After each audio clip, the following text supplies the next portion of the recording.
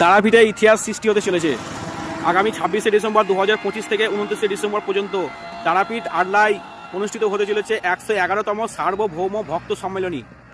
প্রায় 10 বছর পরে আবার এমন এক বিশাল আয়োজন যা তারাপীঠের ইতিহাসে এক অনন্য অধ্যায় হয়ে থাকবে। এই সম্মেলনে শুধু একটা অনুষ্ঠান নয়, এটা ভক্তি, সংস্কৃতি ও ঐতিহ্যের মহামিলন।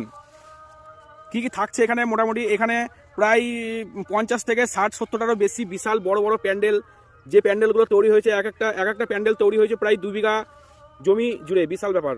আলো, সজ্জা ও শিল্পকলায় একেবারে অনন্য রূপ থাকবে এগুলো, মানে বিশাল ব্যাপার হবে। এখানে দেশ বিদেশের বিভিন্ন জায়গা থেকে ভক্ত দর্শনার্থীদের আগমন। এত বড় আয়োজন তারাপীঠে এই প্রথম দেখলাম। পুরো এলাকা জুড়ে থাকবে উৎসবের আবহ, ভক্তির আবেশ আর মানুষের ঢল।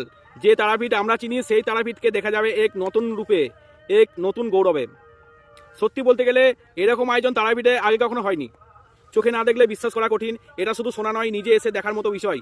তাই সকলের কাছে একান্ত অনুরোধ, পরিবার, বন্ধু, আত্মীয়দের নিয়ে অবশ্যই আসুন এবং এই ঐতিহাসিক মুহূর্তে সাক্ষী থাকুন।